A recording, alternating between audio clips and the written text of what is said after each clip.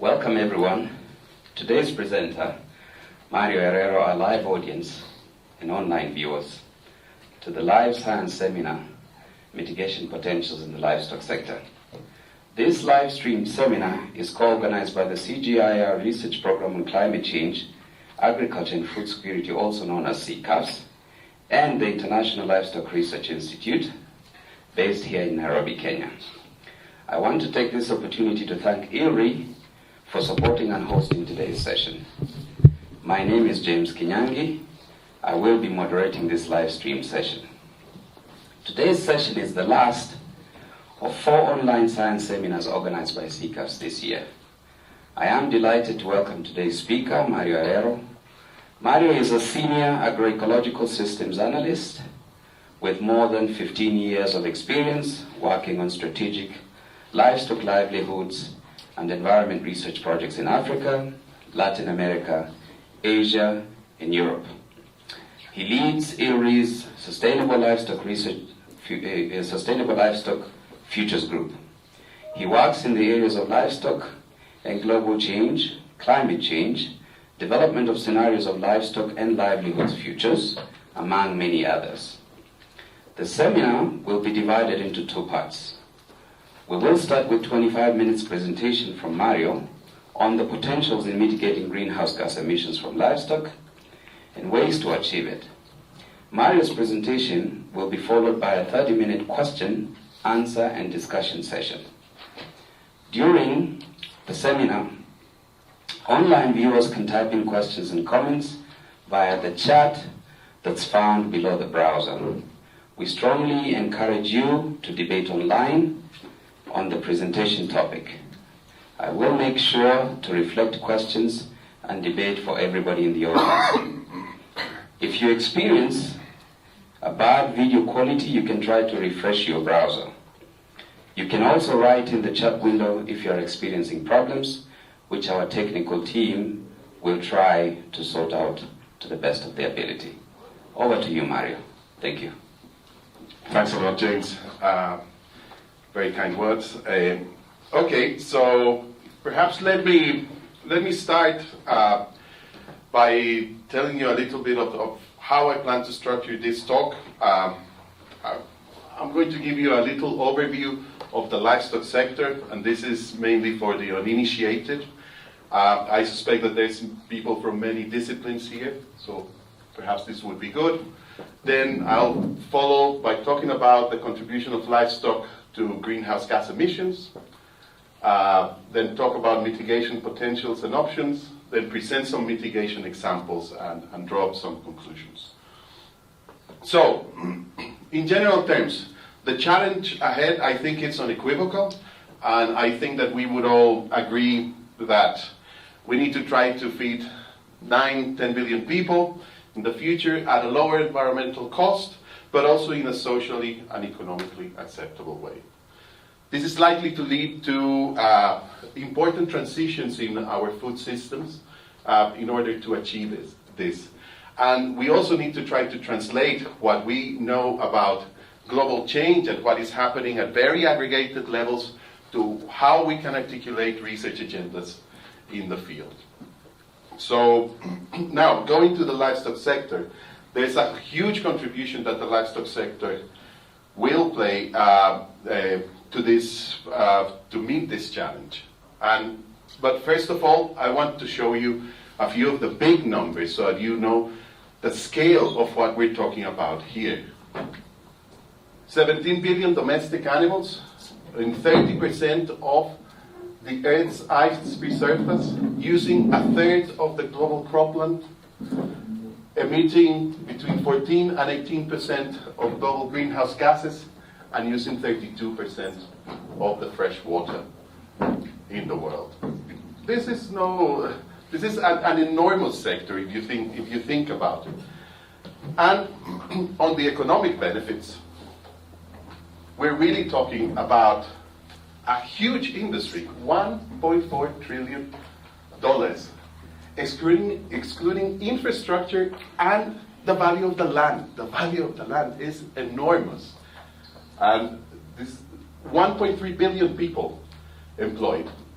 This is very big, and 20 to 40% of the agricultural GDP contribution that we get. They provide plenty of incomes for producers, and they are also a very, very important risk management tool, especially in dryland areas. On top of this, several of the maps that we've done here have shown that at least 600 million of the world's poor depend on livestock. And livestock are also an important source of nutrition. They contribute to about 17% of the global kilocalorie consumption and 33% of the protein consumption. But they are really, really as an important source of nourishment, and also a special source of nutrition for small kids, micronutrients and this. Okay, now this sector is actually growing at significant rates. Why? Due to something that we livestock people call the livestock revolution. And this is basically a phenomenon that as people get richer and urbanized, they consume more animal products. So since most of the growth that we are observing is in the developing world, then we are seeing vast increases in livestock consumption in these countries. And this, as you can imagine, will create enormous additional pressures on the world's resources. Just to give you an example, we will need about an extra 1 billion tons of cereal grains to 2050. 1 billion tons. Just imagine that quantity. And it will be unprecedented that livestock will be consuming almost the same amount of grains as those that are consumed for human consumption, with biofuels meeting the rest. But just think of the resource use implications, of the land use implications, and so on, of trying to achieve this. Now let me leave an overview there and follow and talk to you a bit about livestock and greenhouse gas emissions. Just so that you know, emissions from the agricultural sector, this is from the IPCC AR4 report. The emissions are projected to grow as the sector grows due to the increased demands from humans. And what you see here is some increases in the methane production from enteric fermentation and some increases from nitrous oxides from soils, because we're going to need more fertilizers applied to crops and others. But in terms of the sector per se, there was a study in around 2006, Livestock's Long Shadow. This was a study conducted by FAO that tried to quantify in a bit of detail what these emissions from the livestock sector would be. And this slide shows the components that they considered. So you can see they considered emissions from feed production, livestock rearing, or post-harvest emissions. And they concluded that livestock contributes to about 18% of global greenhouse gas emission. And this is, well, it's between 14, 18%. There's different estimates around the world, but the general ballpark has been maintained. And what you see here in this pie chart is the three main sources of emissions. Enteric fermentation from ruminants producing methane, deforestation from producing CO2, and then manure management producing nitrous oxides. So it's almost, you could say that it's almost a third in rough estimates. So this is what we have as a baseline then to discuss what are our mitigation options. And our mitigation options, if you look at the efficiencies of greenhouse gas produced per kilogram of animal protein, well, as we can see here, the developing world seems to be largely inefficient in the production of animal in the production of animal protein in terms of greenhouse gases. But we should treat this as an opportunity because there's a large scope to actually improve these efficiencies by simple changes in some of the production systems. And these changes will lead also to mitigation of greenhouse gases. Just to go forward with the mitigation potentials, this is again from the AR4 paper that Pete Smith led. And if you look, these are actually metric tons, million metric tons that we can actually mitigate. And well, as you can see, that the developing world has an enormous mitigation potential, and this is largely associated with livestock practices. Some of the practices that got mentioned with the technical mitigation potentials, if you look at, let me see if I do this well. Yeah, if we look at, we have grassland management being a really important potential mitigation option, restoration of degraded lands, another key one, then livestock management practices like better feeding and so on, that could actually lead to, well, an improved environmental performance of the livestock sector. If we go and dissect this a bit further, what do we observe? Well, those things can translate into several things that we can do to livestock systems. For example, we can manage grazing intensities, try to increase the productivity of grasslands, maybe try to put new species of pasture, for example, like brachiaria. There's been some successes in Latin America in this area. Improve nutrient management, feeding livestock better, for example. There's also some high-tech solutions like specific agents and dietary additives to reduce methanogenesis in the rumen of animals. And then there's issues related to the structure of production systems that we could actually do. As we go ahead, what I'll do is to show you some examples of how these practices work. On top of those technical options mentioned, we also have an option that has caught the attention of many people, which is managing the demand for animal products. This is a demand-side opportunity that we have to reduce consumption of livestock products. And what we have observed is, there's some papers out there that, yes, consuming less meat or different types of meat could lower greenhouse gas emissions. And here, the main effect that occurs is a land-sparing effect. You basically do less deforestation, and as a result, you have benefits from reduced CO2 emissions from land use changes. Now, it's very fine to talk about land-sparing effects and so on, but we're still a long way to really look at what will happen with social economic impacts. What would happen if we displace people from the land, if we're going to do land-sparing measures? What are the people going to do, for example? What's going to happen to the nutrition of the poor? And so on. So there is still a lot of things that we need to discuss in this area, and more studies that we will need to do. Another reason why perhaps not only changing the diets in terms of the quantities of animal products, but the type of animal product may matter, is that the greenhouse gas intensities of different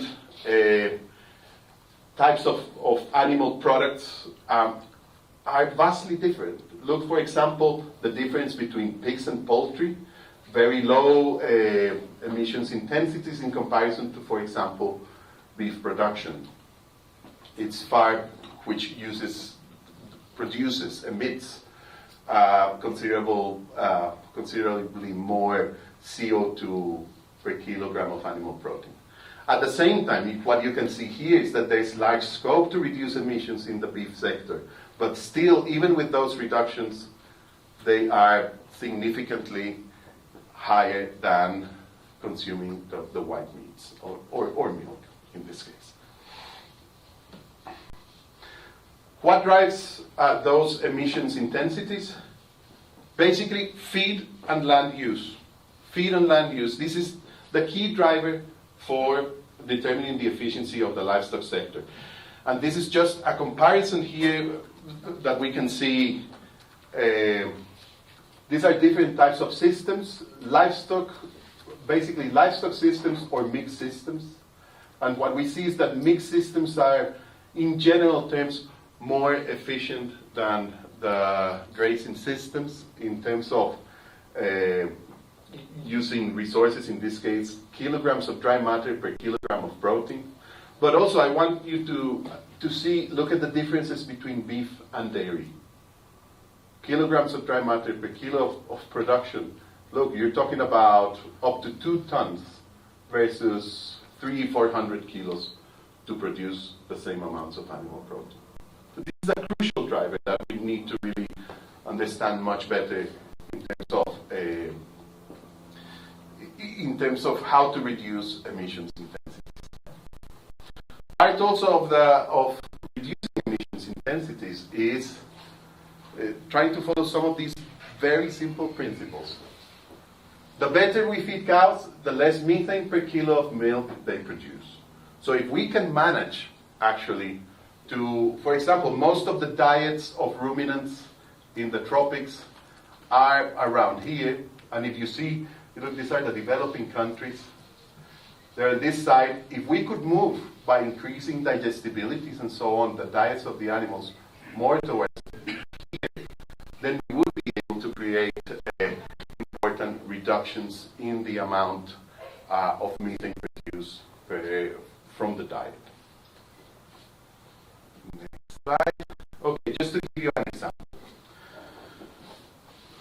This is work that we did testing some of the typical feeds that the Gates, Bill and Melinda Gates project are actually testing in the Kenyan highlands. Desmodium, Prosopis, Napier grasses, and others, and haze. And what we find here is that the inclusion of different amounts of these feeds in the basal diet of the animals did increase significantly milk production in all the cases, 36% for the districts, and managed to reduce the amount of methane per kilo of milk produced. But we didn't manage to achieve net reductions in methane production. Why? Because the animals eat more of the better quality feeds. So the increases in intake offset the amount of total methane produced. So we've done further studies to see, well, how can we really reduce these emissions offsets? How can we reduce emissions offset? The only way is really trying to reduce animal numbers while we do this. So you basically can achieve the same levels of milk production and demand, but with less numbers of animals. The key here is less but better fed animals to achieve a desired level of milk production. And this we show, this is an example from my colleague Philip Thornton and I, where we show that the number of bovines needed to satisfy demand in 2030 here, this is in sub-Saharan Africa and Southeast Asia.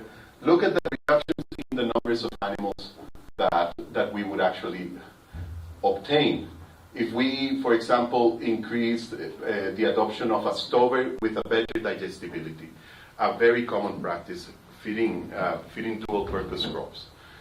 This is the kind of things that we need to try to look at more into the future. Now, we went a step further and tried to examine what would, with a global change model, this is the IASA Globium model, I'm not going to go into the details, but we managed to reduce animal numbers and, as a consequence, reduced methane emissions, but very importantly, this land sparing effect also occurs. So some of the biggest reductions in greenhouse gas emissions obtained are not only just through the methane, this is a reference with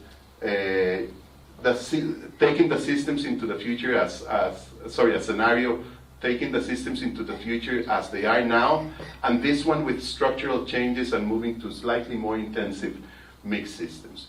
just look at the reduction in CO2 emissions. So this is another really important effect that we pick while trying to mitigate for greenhouse gases.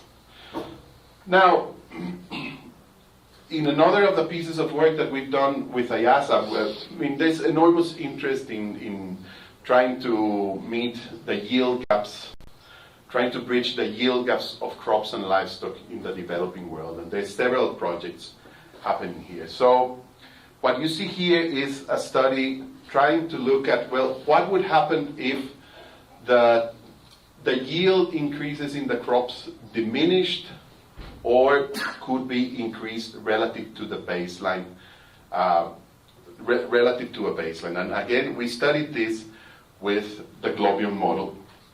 And the kinds of results that you obtain is that, well, as you actually intensify and create more technological change, the first effect that you get is commodity price changes. And here you see a very neat example of, in some cases, prices increasing under the poorest scenario towards the,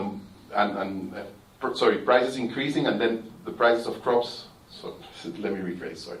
The prices of crops increasing in the baseline scenario, and then decreasing as you increase the crop yields in the future.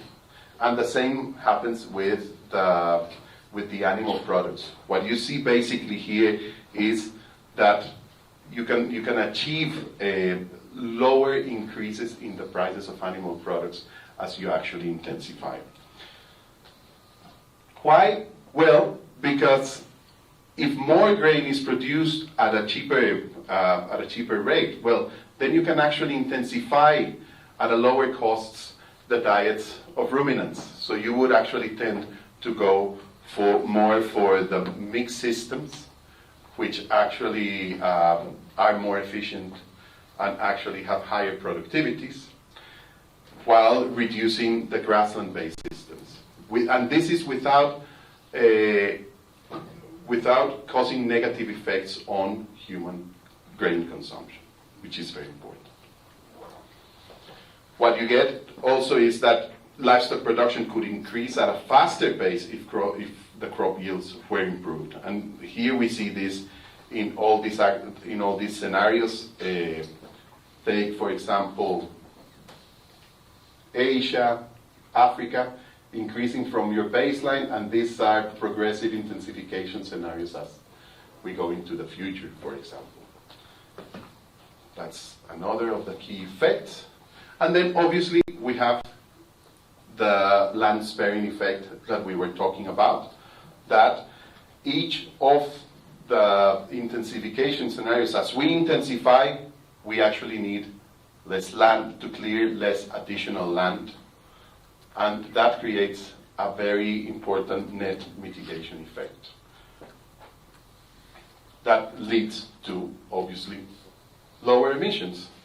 Now, interestingly, the difference between these different scenarios that we tried is about 2 gigatons of CO2.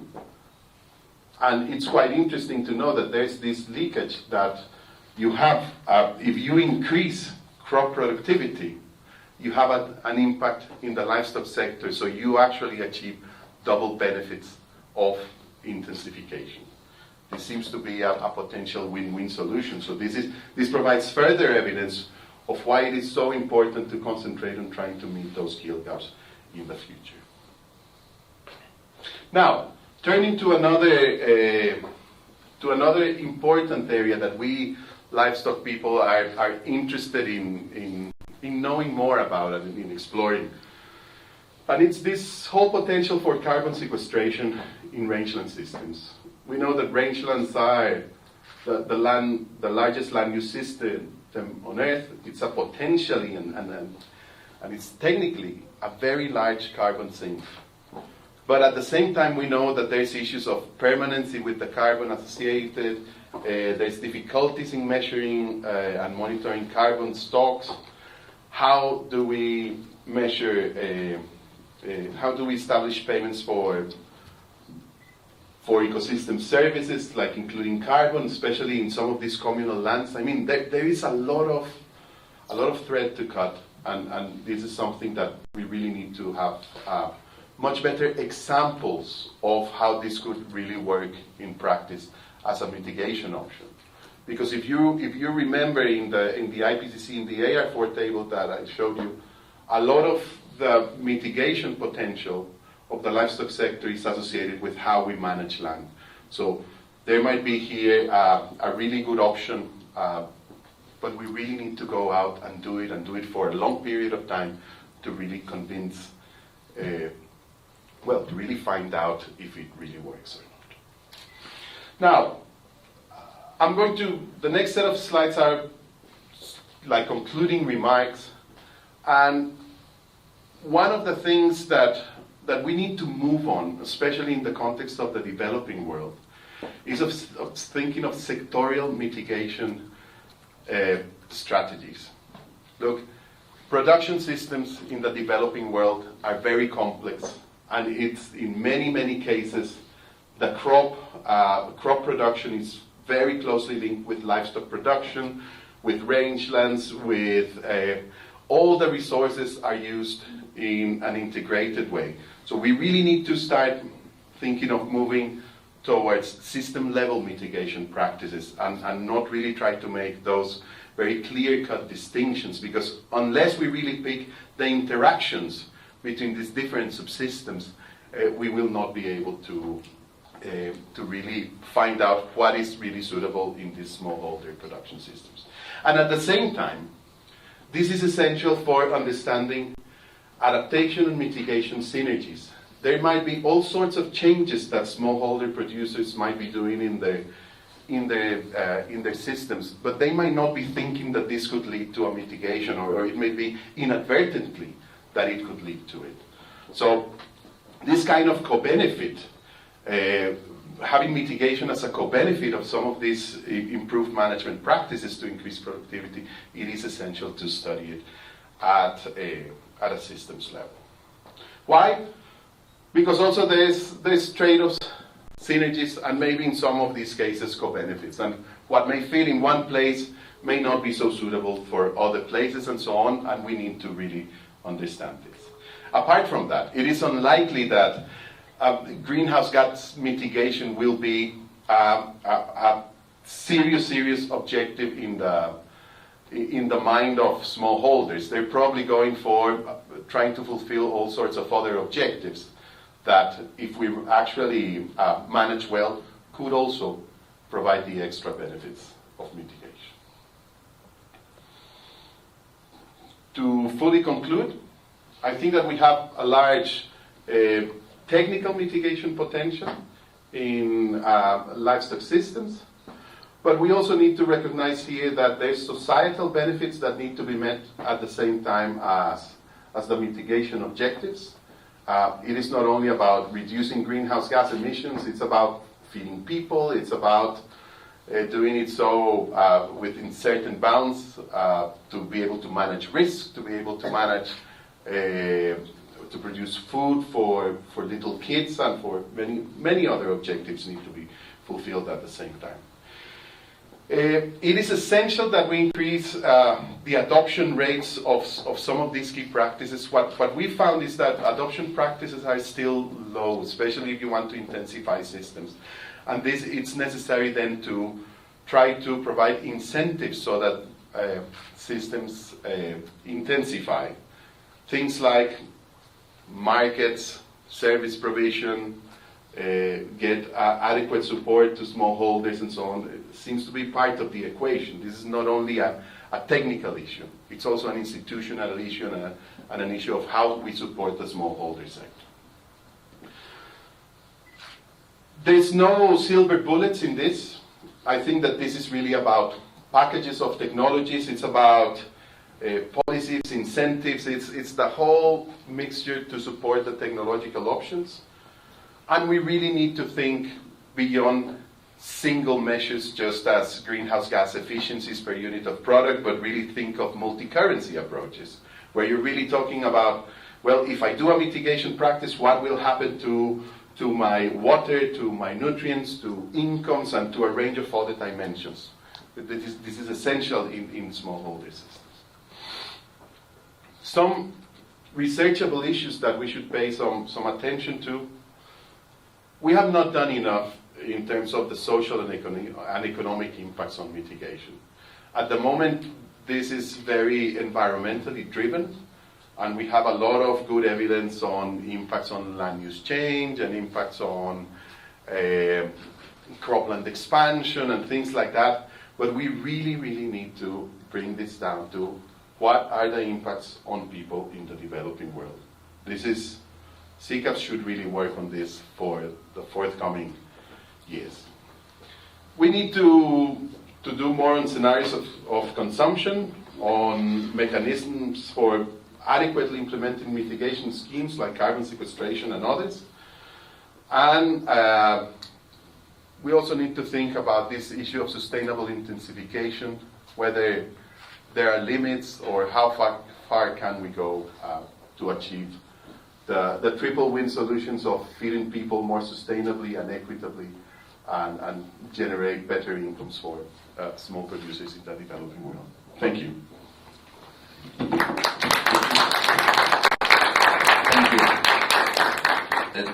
Thank you, Mario. You can tell from the reaction of our audience that this was a very interesting talk. So this is the opportunity for both our live audience and the audience online to participate in the discussion. Please feel free to ask questions to our presenter. Online viewers can note down questions into the chat box, which will be read out loud to Mario. And there's still plenty of time to ask questions and comments on the presentation. So I will now entertain your questions. Yes, please, David. Dave Harris from ICRISAT in Nairobi. Superb overview. Thank you very much. I'm not a livestock person, so I know a lot more now than I did when I first arrived. I was rather disappointed, though, that right until the end, you never mentioned adoption. You eventually did. You never mentioned incentives. You eventually did. And you asked if there were limits to what people can do. What is sustainable intensification? Are there limits? For our client base of smallholder farmers, what happens if intensification isn't an attractive option for them, given risk, resource scarcity, land, etc., etc.? Many of these scenarios will then not include adoption and will not happen. Dave, thanks for the question and the comments. For me, it's very simple. This might be something that many people don't share, but if intensification is not the primary route for increasing agricultural productivity, then at least in the context of mitigation, it might not be feasible, or it may need to go associated with ways of how you could better manage risk in some of these systems. But I would think that the predominant objective in the dryland systems has to be first to manage risk, and if there is a mitigation co-benefit, fine, but if not, well, you're not going to actually sacrifice your main objectives. Others may want to put the mitigation agenda far higher in there, but I just have a very realistic view of this. Okay, while you're still thinking, Mario, can I please read out one question to you from the online audience? Sure. There are successful examples where smallholder farmers have adopted measures to reduce emissions from their livestock, and have they been paid for it? Yes, there are numerous examples, and the key word here is that this has happened in smallholder commercial systems, when you get, and here I have to mention that there's an enormous market incentive.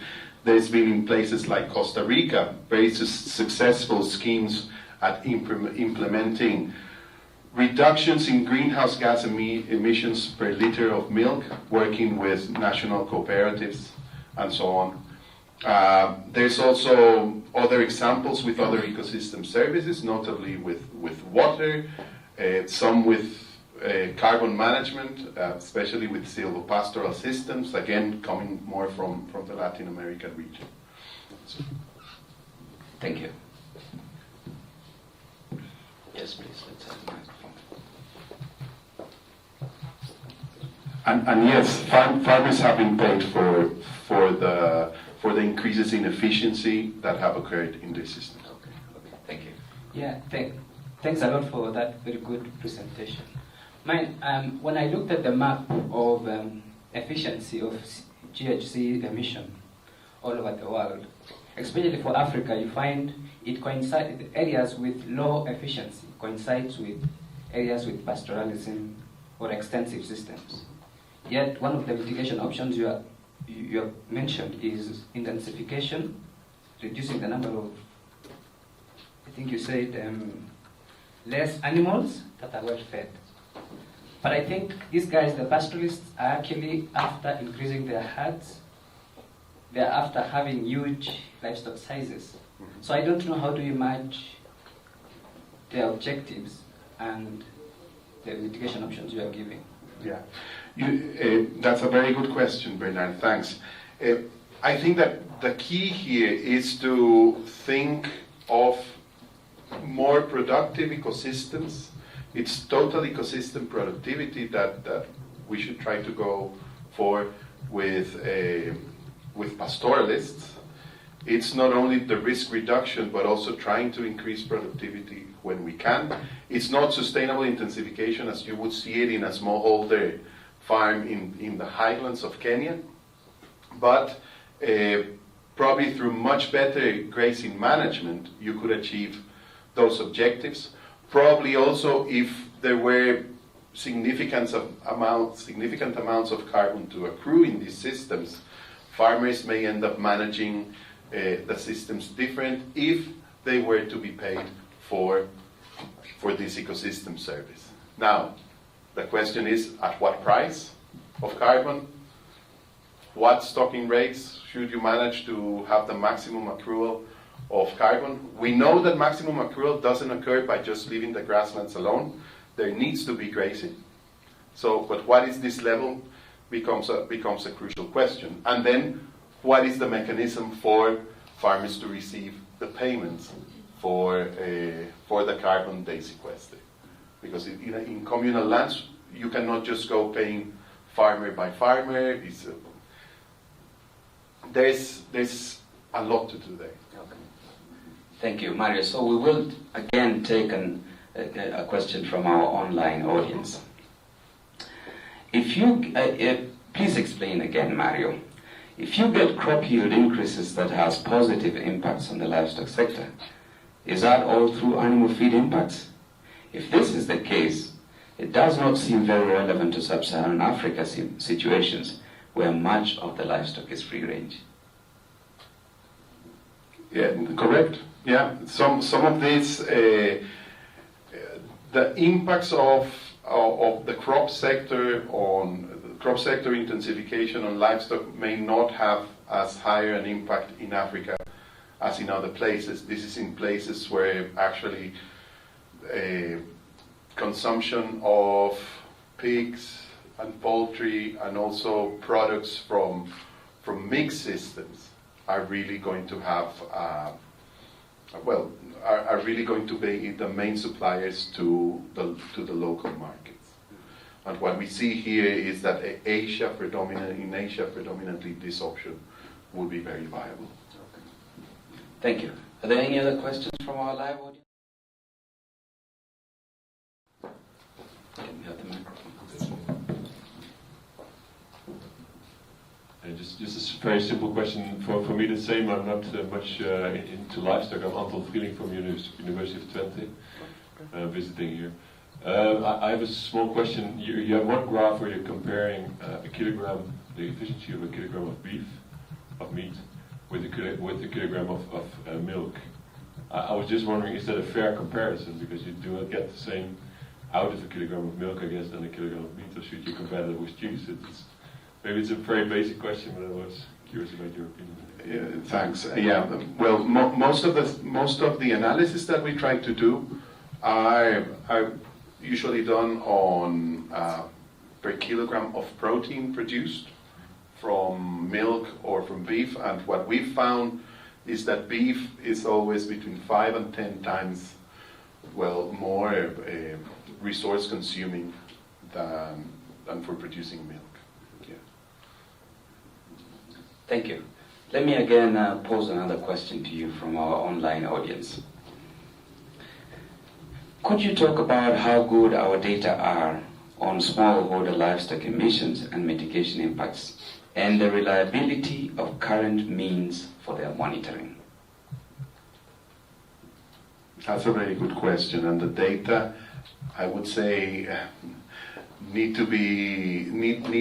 has very large confidence intervals. Let me put it that way. I think that we really need far greater efforts in measuring in fields and going out there and really establishing greenhouse gas monitoring protocols. I mean, the CCAFS have started a couple of these initiatives recently. And with this information, hopefully we will be able to improve our estimates of emissions and contribute much better to the IPCC inventories and so on.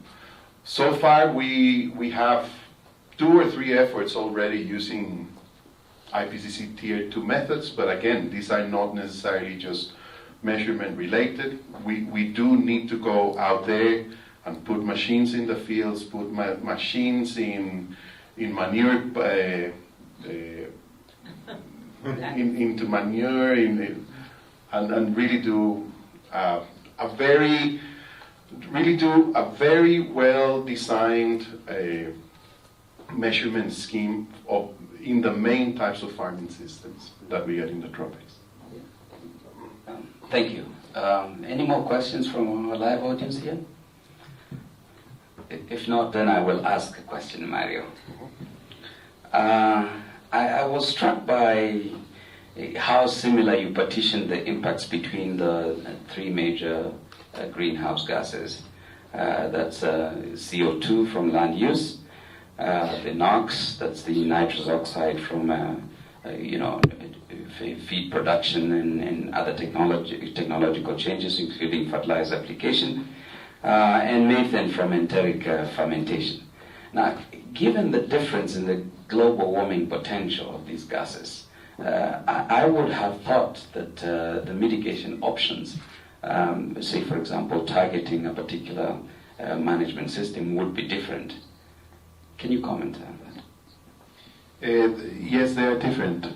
They are different, and they relate to the global warming potentials. But what we've observed is from all the data that I presented is that the broader issues more related to land sparing have a very, very significant opportunity for reducing directly CO2 emissions. And that seems to be, from our studies, the biggest direct source of how you could mitigate greenhouse gases in production systems. That on the productivity side, but also on the demand management side, the same occurs. It's this land sparing effect. If we could actually reduce consumption so that we don't create so much deforestation and so much land use changes, this would also have a significant effect.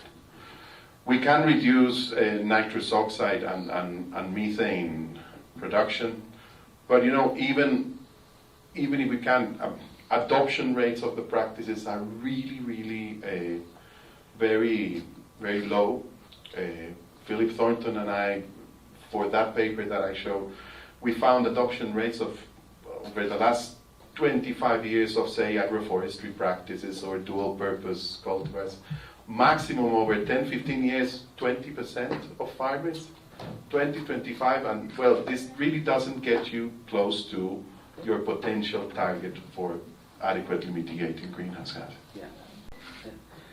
Again, you mentioned that the greatest potentials in reduction in greenhouse gas emissions could actually come from manipulating feeding regimes, so better feeding. You also mentioned the management of grazing lands.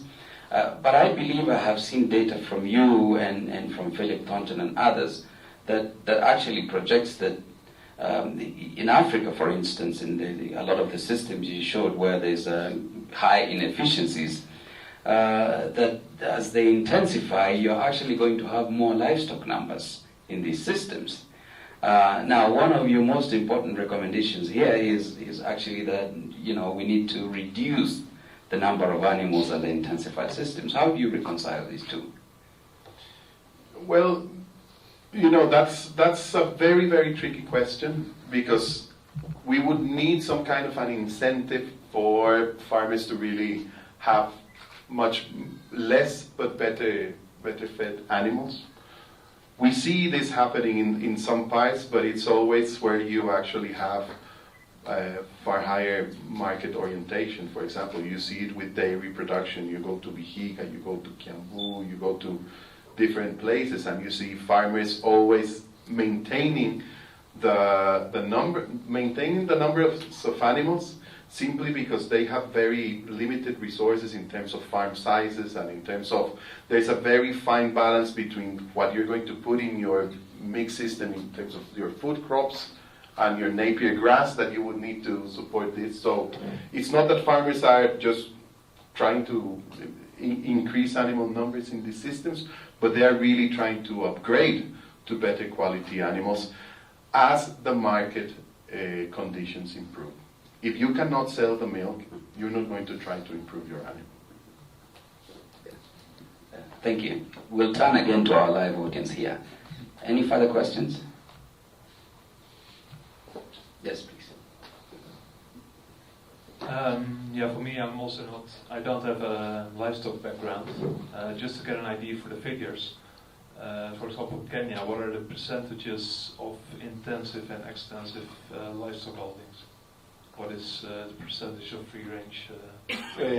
Well, in Kenya, the majority of the land will be in what you would call arid grazing systems.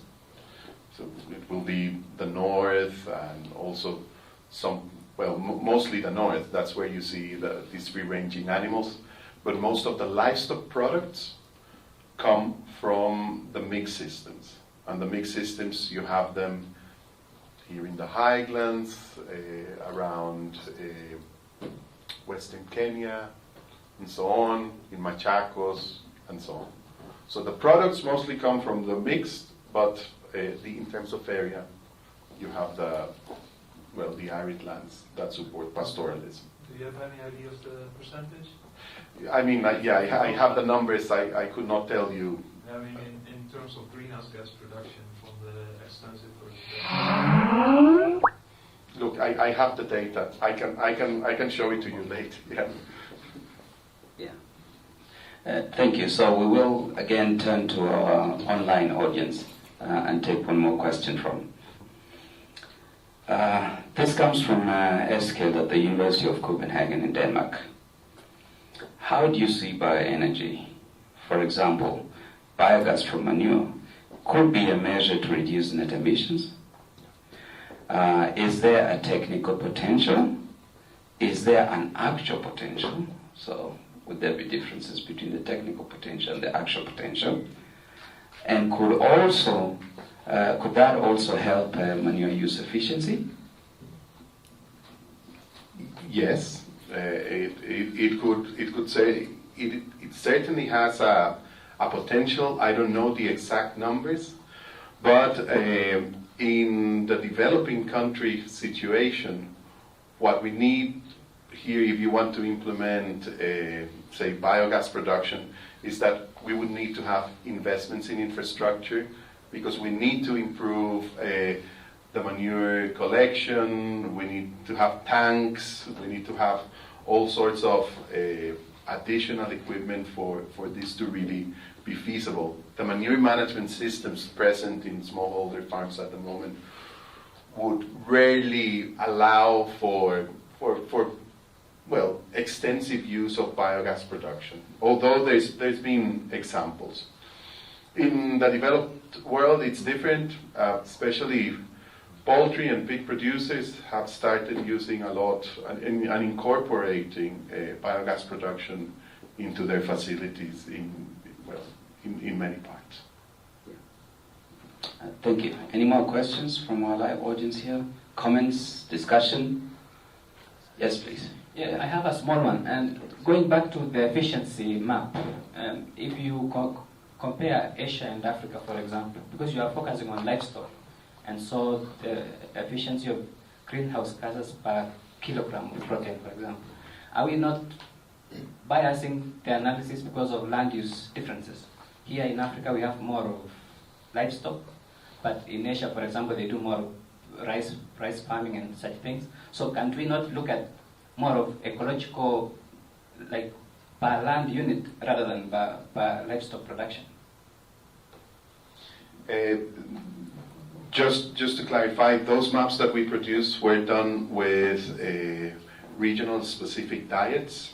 So everything is actually fine-tuned for the different locations. So for sub-Saharan Africa, we used a set of diets from the literature, from African literature. For Asia, we did exactly the same.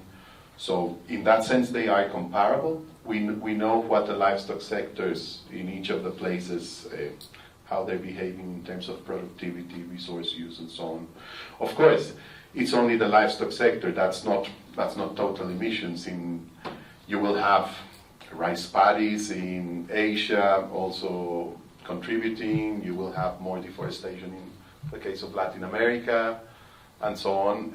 So when you do the total inventories, yes, you take into account all these different sectors to do your regional greenhouse gas emission budgets. But as far as the livestock sector is concerned, what we've tried to do is to generate a globally consistent data set so that you can actually do these kinds of comparisons across, not only across the regions, but also across species and across products and so on. Yes, please.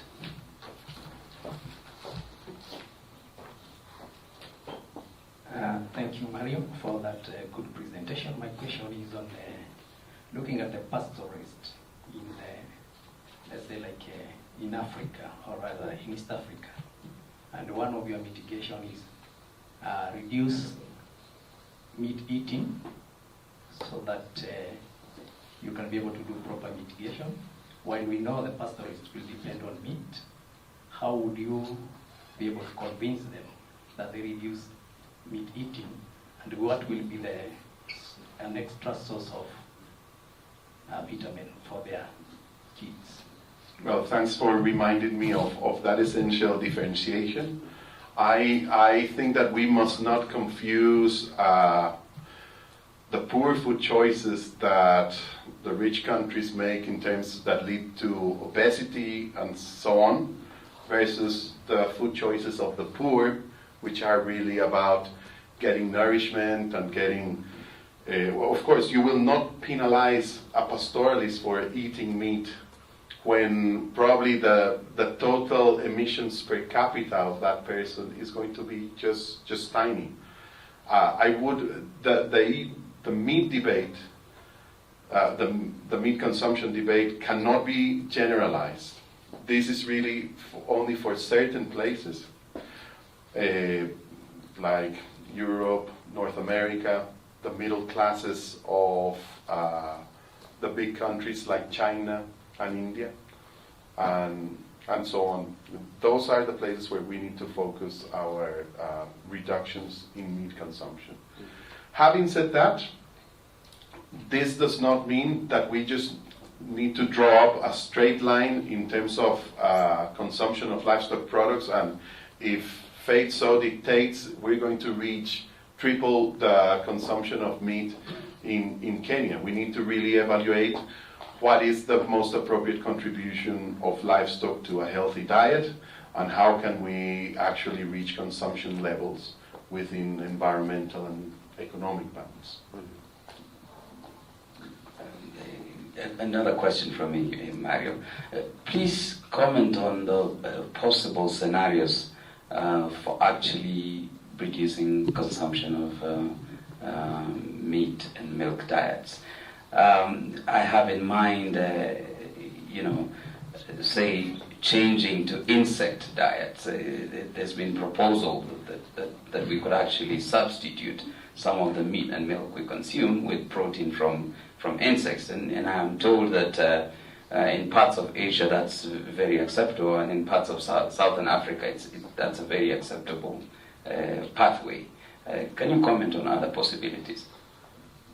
Okay, I'm not exactly an insect expert, an insect consumption expert, but there's other possibilities. One of which our own colleague Philip Thornton has found that could have significant traction in the future, and this is artificial meat. Options like this are actually emerging, and maybe it's not that you're going to have a steak made out of artificial meat, but maybe you'll get some salami or something to actually replace what you put in a burger or something like that for actually creating a swap. Then there's a range of other alternatives, and the key here is not just to think of kilocalories and protein. We really need to move towards more concepts of nutritional diversity.